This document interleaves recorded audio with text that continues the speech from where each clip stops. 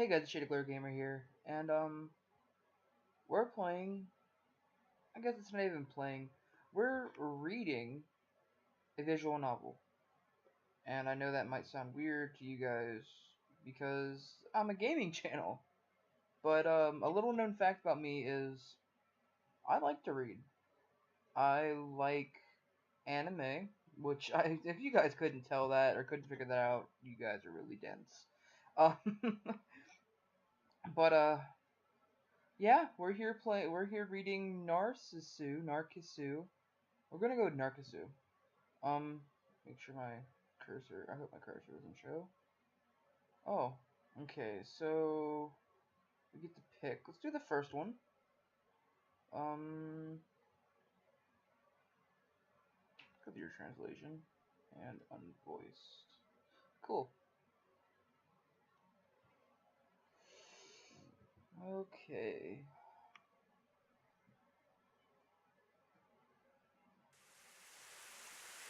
Certainly, since I was a child, I wasn't on the healthy side. But even so, I went to grade school normally. During summer vacation, I played until I was tanned very dark. June, soon after entering middle school. The day after we ordered swimsuits for the swimming class that would start next month. That time was the first time I experienced being admitted into the hospital. Just a little before the first semester midterms, a day where the rain that started to fall felt awfully cold. In the midst of the pure white sky of the rainy season, in the beginning, everyone in the class came to visit me each day. And when I was discharged from the hospital, during the weekends, they would come to my house to play. But that was just the beginning. Fall came, winter left, hospitalized, discharged, outpatient care, and then starting again with hospitalization. Classmates who once were called friends, at some point, became acquaintances, and then turned to strangers. With each turning of the seasons, it seemed that I was disappearing from their memories. It looks like it makes them uncomfortable. For those who live normally, my very existence. That's why I seem to have been erased.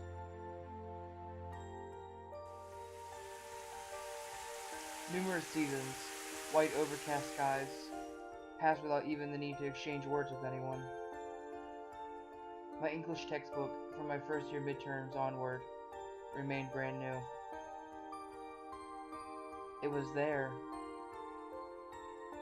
that my time seemed to have stopped.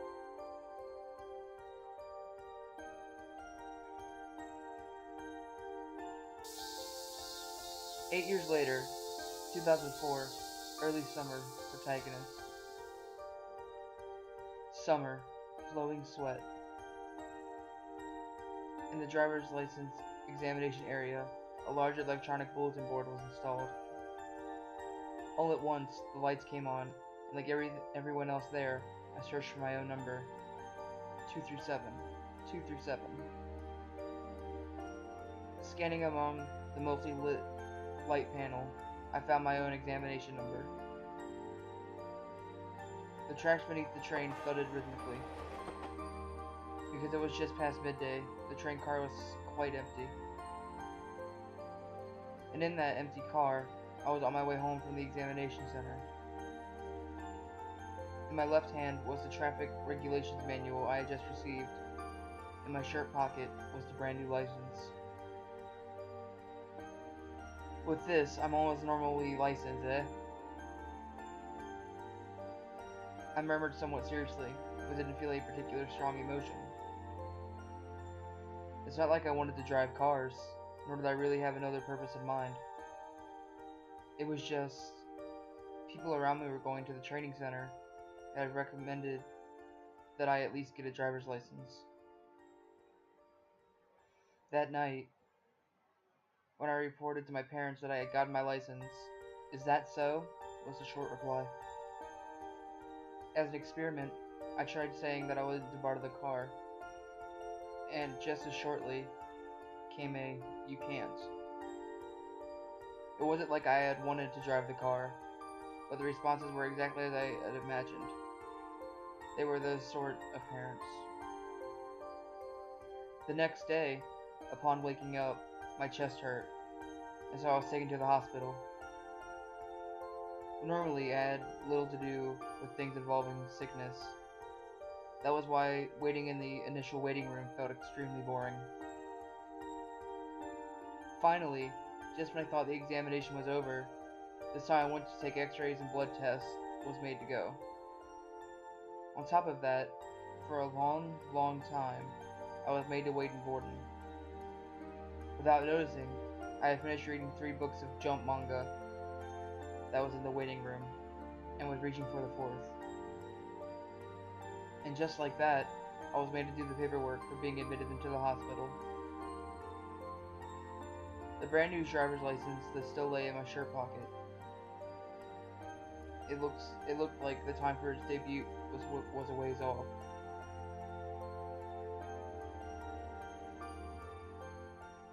Oh my god. Shit, dude. Protagonist, 2004, autumn. Around when those very noisy cicadas had stopped crying. As usual, I was in the hospital. Of course, it wasn't like I was always admitted in the hospital. I would be in and out. Last month, I had my first experience with surgery. After being discharged, I commuted 5 minutes for outpatient care by scooter. And even from then on, admitted, discharged, outpatient care, gradually moving to being admitted again. I didn't know anything about PET or IRESSA, but I noticed through the comings and goings that a number of months have passed. In exchange with my decreasing appetite, the types and amounts of drugs increased. Even I could see with my own eyes that my strength was declining. My legs felt a bit thin, but that's not your imagination. The needle on the scale would tell me. And yet, I was looking at myself somehow objectively, as if watching a stranger, like looking at a single scent on television. Scene. Scent. What? Oh my god, this is sad. I wasn't expecting sad. I don't know why it was sad.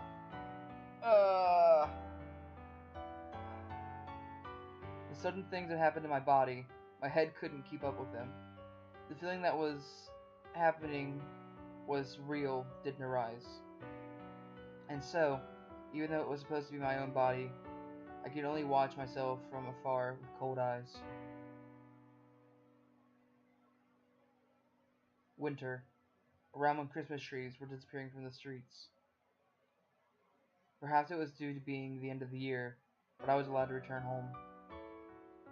In the end, it seemed to be only temporary, but even then, I was a bit happy. In a mix of rain and sleet, I returned home for the first time in a while. For some reason, everyone in the family was gathered. Even though my parents normally didn't speak much, while being a bit stiff, they smiled at me. The little sister who I always argued with made my favorite cream stew and fried shrimp. We sat next to each other in the katsu. They peeled mandarins for me. They were excessively kind. That was the impression it left. During this time, I had just a bit of realization. Still left in my pocket, the brand new license. That license, without giving rise to any particular value, might expire. While having stiff, unnatural smiles directed at me. Calmly, vaguely, rather simply, I thought of that as if thinking of someone else. Protagonist, January 2015. The next year came, and I returned again to the hospital. For some reason, on that day, I didn't go to the 4th floor, but instead to a conference room was made to go. There, with my family and a doctor, I heard many things, was made to listen. It was a thing called notification, probably. They had an extremely indirect way of speaking, but in the end, it seemed like I was going to die. I see. That was why I was only able to reply with that. I couldn't find other words. From when I entered until I left the room, that was all I said. Accepting my answer, the doctor moved the ballpoint pen in his hand. Most likely, it was the paperwork for the hospice.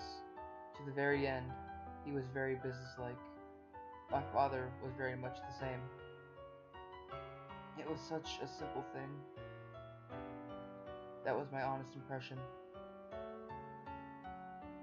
And then, between that day and the next, I changed from the 4th floor to the 7th floor, from a 6-patient room to a single. And also, the 7th floor itself was a bit different from other floors. For one thing, the floors were sparkling. The ceilings were much higher, much broader. Inside the rooms, it was extremely clean. The large windows seemed designed to let in lots of sunlight. However, the windows only opened a tiny bit. When I tried measuring, it was just slightly smaller than allowing your head to pass through.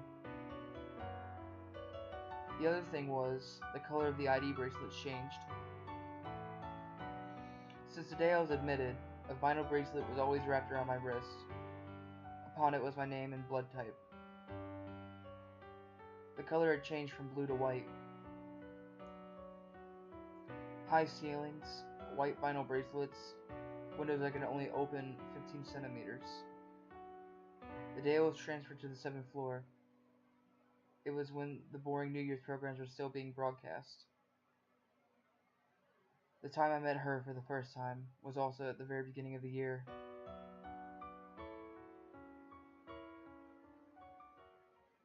I haven't even got to the opening credits yet.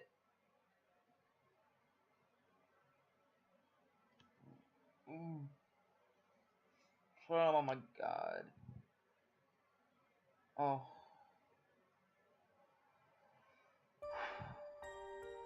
Across the hall, facing the nurse's station, was a lounge-like place.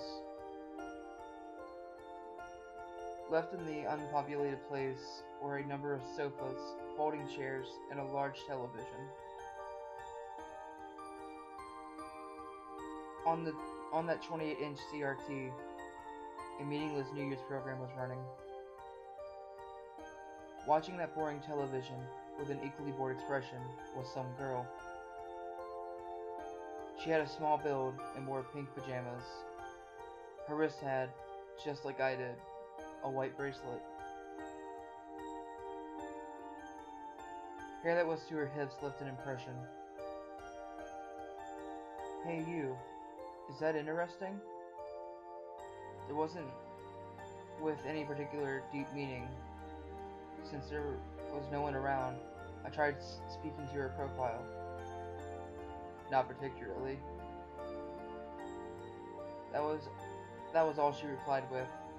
She'd even turned towards me enough, even though I had spoken to her. Perhaps she had absolutely no interest in me. She continued to gaze at the television with a bored look. If it's boring, you don't have to watch it. As I thought that, I also sat down in a folding chair. And sitting next to her, I gazed at the television. There was nothing else to do. Nothing else I could do. Quietly, we continued to gaze at the television. On the screen were the usual New Year's programs, pathetic impersonations and parlor tricks. occasionally bringing out the host's stupidly high-pitched laugh. In the pure white sunlit room, it's dryly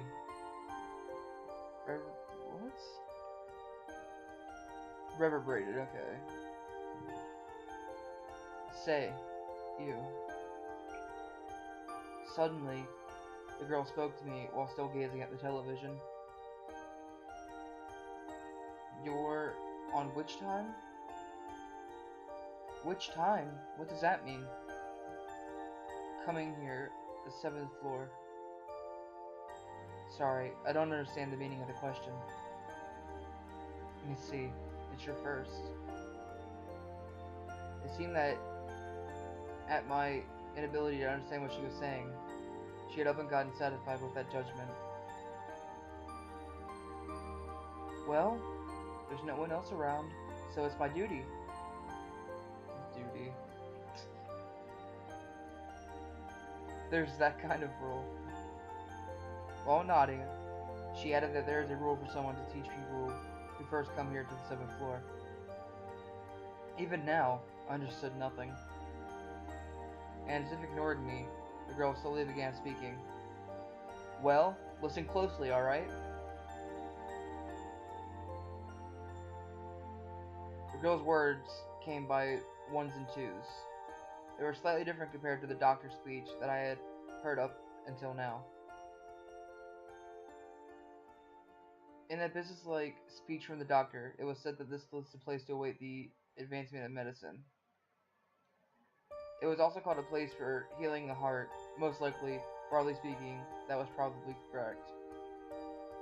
However, from what the girl said, that was a shade? That was a ruse. The 7th floor was within the hospital, but was the only place that didn't give treatments. Simply a place to wait for the end of life. That's what the girl said.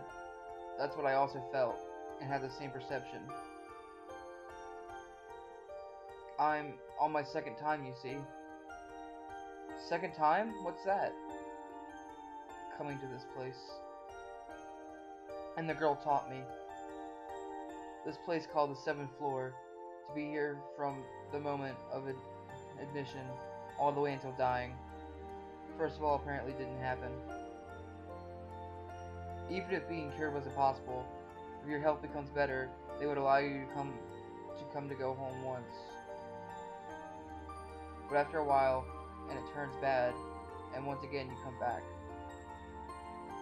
Among those comings and goings, eventually you die.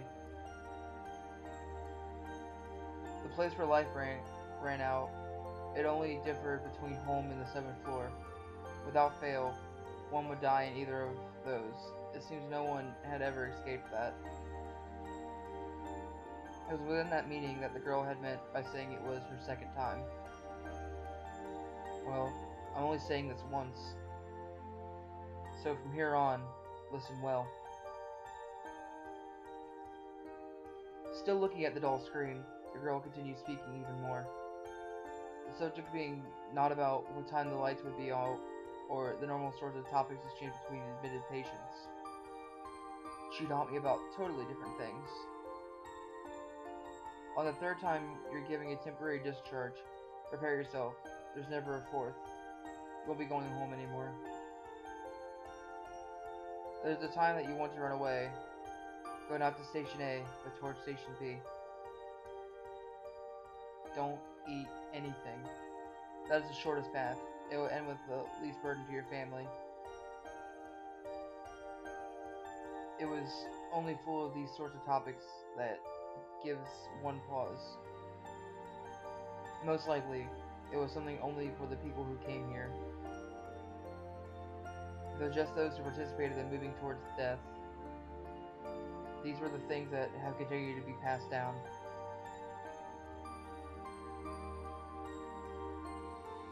Was the duty you mentioned earlier this?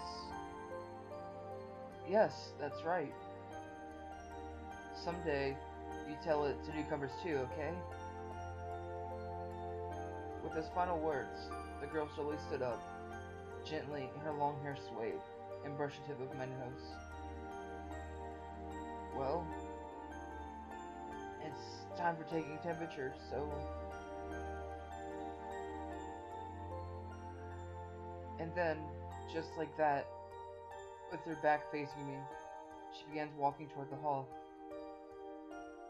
I was left alone in that place, with the laughing voice from the screen, and the white flowers decorating around the window. In the end, the girl never once looked in my direction.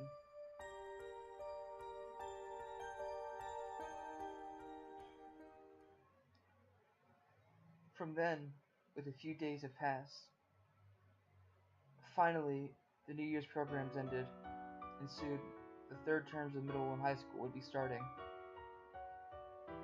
Today in the lounge, once more, the figures of the girl and I were staring at the television. It's boring, isn't it? Indeed. The words come back in reply. Both of us were conversing while continuing to gaze at the screen. Hey, is this place always like this? I don't understand the meaning of your question. I meant how there's no one around. Nurses, doctors, and add to that helpers who take them out. Then aside from our own caregivers, I have never seen anyone else. I guess it's because it's the New Year's? You want to know the reason for that? No, it's not like I meant that. Then I won't say. An exchange that wasn't even a conversation. We indifferently exchanged back and forth. The slight breeze came from windows that couldn't open more than 15 centimeters. Occasionally, it would sway the girl's hair, and, in the same way, would sway the white flowers decorating around the windows. The two of us, while watching the boring television, were only spending days passing time. Then came the sound of slippers. Oh, the two of you were in a place like this? Saying that while rushing up was an elderly nurse. From just glancing at the nurse's station once in a while, this person seemed to be the chief of the 7th floor. So, Setsumi-san, you don't have a fever? It's alright, I don't have one. Setsumi? Apparently, this was the girl's name. You can't be roaming around outside without permission anymore, okay? Alright? Everyone gets worried. That doesn't really matter.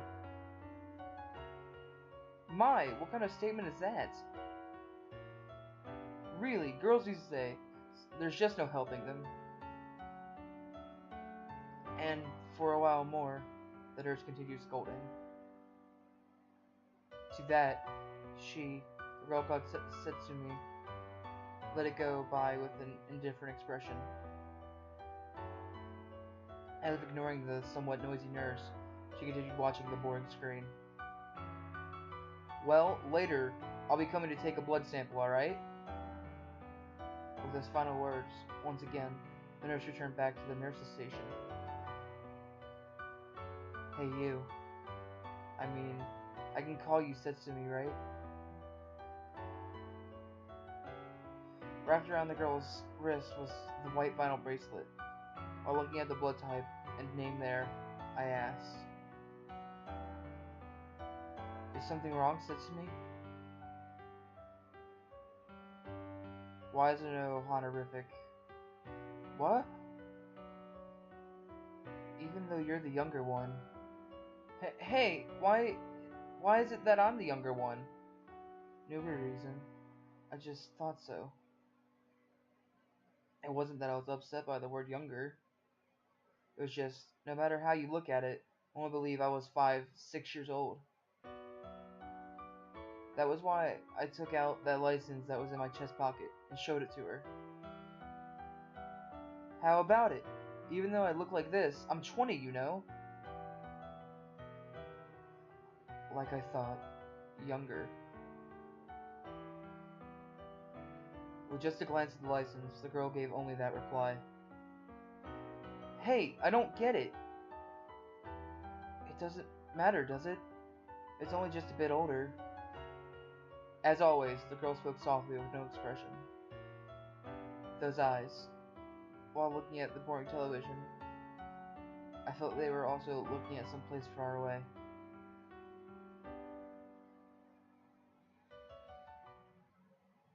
When the morning temperature taking ended, I got onto the elevator, trying not to be seen by the nurses. Coming to the first floor, literally passing through the entrance for outpatients, I just kept walking out of the hospital. The destination was the place I was taught before, not the nearby Station A, but the far Station B. It wasn't like I was planning on running away. 7th floor, or home. There was no one who died outside of those two. Before, that was what I heard. It also seemed that the girl called Setsune had also gone many times to Station B. That was why, for no real reason, I simply felt like wanting to go see that place once. It's not like there are any guards around. Even so, U.S. residents of the 7th floor were different from other admitted patients. Also thinking about but maybe, I continued walking on the street to the early morning station area. Glancing at hurrying commuters and people going to school, slowly moved out at a measured pace. After walking a while, taking about 25 minutes, I finally arrived before the station. In terms of bus stops, it was about four's distance. In a way, there's quite a bit of people around. That was the first impression upon seeing Station B. Because my clothes were pajamas, I stood out somewhat. However, if just like this, I bought a train ticket, I felt could, without a single problem, go anywhere. Why was it not Station A, but the Station B that was recommended, I didn't know. However, if one were planning on to run away, I thought it was a simple thing. Certainly, the girl was also supposed to have come many times. But why was it that she still remained in the 7th floor, even now I wonder? Early morning before the station. While watching the people hurry by, suddenly the thought occurred to me. That night, after the lights had been turned off, holding onto a book of manga, unable to sleep, I wandered around the ward alone.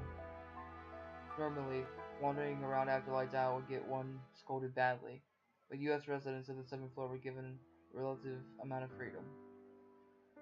And with the lights off, the usual lounge was pitch black.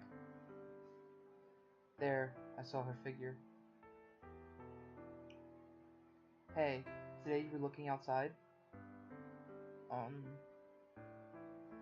In the dark room, there was a response, but that face remained looking beyond the window. You were moved. Immediately, I started talking about what happened during that day. That reminds me, this morning, I went all the way to the station.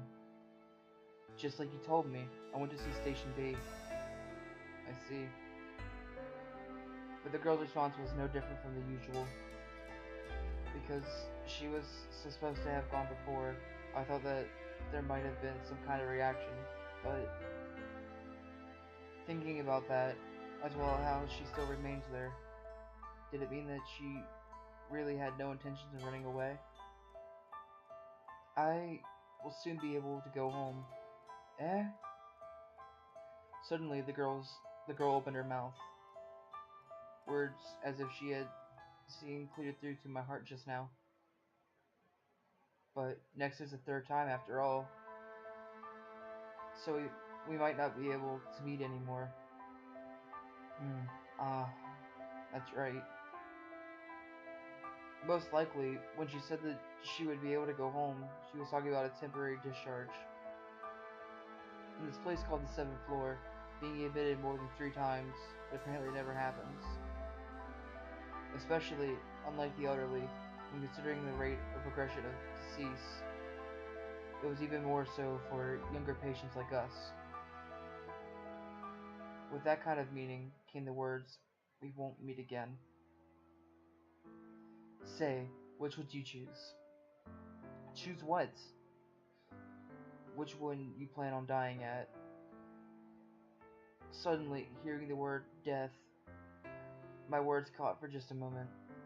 Well, I haven't thought about it yet. I see. Well, you're still on your first time.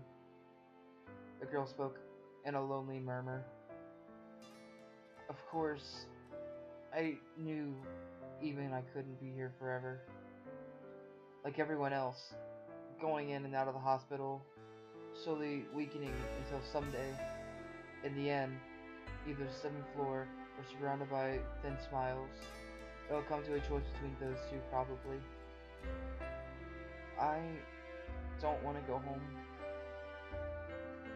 but I don't want here either. Then what will you do? Nothing in particular. I won't do anything. While I'm still able to walk on my own, I'll just go somewhere. Somewhere. You... Even though it was obvious that if one wanted to run away, one could, this girl still remained on the 7th floor. When I thought about that, do you have some other place to go to? You want to pull me back? Or perhaps you want to come with me? No, I didn't mean it like that. Then don't ask. While gazing at the window, the girl spoke indifferently. As always, it had been a conversation where she did not even look in my direction. However, just that time, I saw that her usual expressionless profile seemed sad. Taught that the third temporary discharge would be the last, the first time I've come to the 7th floor. And then, a girl who had stood face her second time. For me, I still couldn't really feel the things that were happening in reality, but someday, would I also come to make such a face? Does this game ever get happy? Is there anything happy in this? From before dawn, rain fell. Occasionally, also changing to either sleet or snow. It lightly continued coming down. Within that, I was in the usual place watching the television. As always, the 7th floor was devoid of people. Is it interesting? Nope, boring. The girl came from the other side. Exchanging only those words, she quietly sat in the folding chair next to me. And then, today also, the two of us began gazing at the television. Surely, the girl was also the same. There was nothing else to do, nothing else she could do.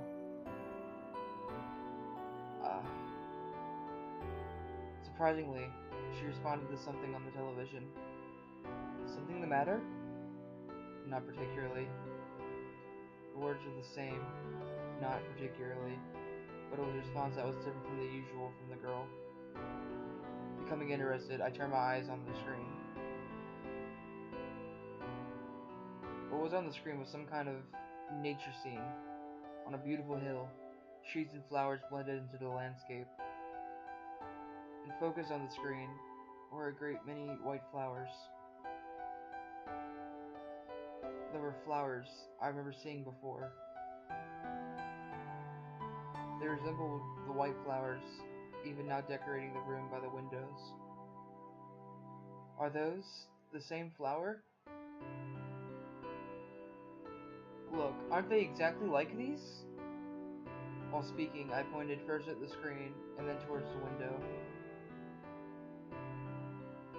They're the same kind, but strictly speaking, they're different. Giving just a glance at the flowers by the window, the girl once again returned to gazing at the television while answering. To say the truth, even if she decided that they were the same, to me, I didn't know the difference between the two. And anyways, for me, whether the flowers were the same or different, it didn't really matter. Instead of that, a girl normally would never participate in conversation. That girl surprisingly continued with her words. That was why I also tried to maintain the conversation. Are you maybe knowledgeable about this sort of thing? Not particularly. Really? But I can tell the difference. The white flowers blooming beyond the screen, the flowers in the vases behind the girl's profile. While vaguely looking at both of them, I continued further with my words. So, these are orchids or lilies? Look, they've got a whitish color, alright? Even though I had no interest, I managed to continue speaking. However, the girl soon became like usual and fell silent.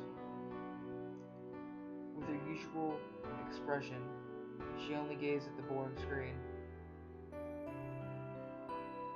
And when I had given up on the possibility that she would take up the conversation, I once again began to move my eyes back to the television. Narcissus. Eh? They're Narcissus. While answering, for the first time, she faced me. Swaying her long waist-length hair while pointing at the flowers shown on the television, she looked at me. Just like the flowers displayed on the screen, there was a white vinyl bracelet wrapped around a wrist with white skin. The first time that I saw her face, I thought I saw the briefest of smiles.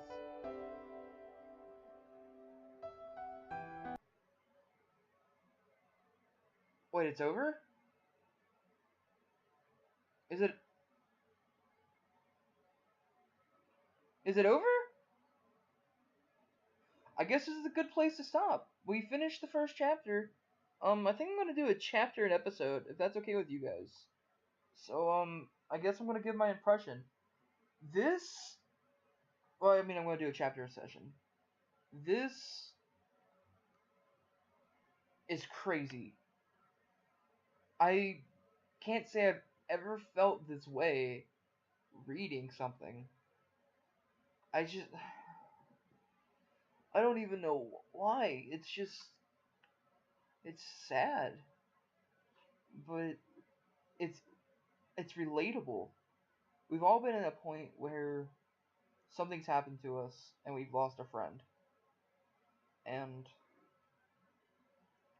I guess where I can relate is I was in the hospital for a while for health related problems.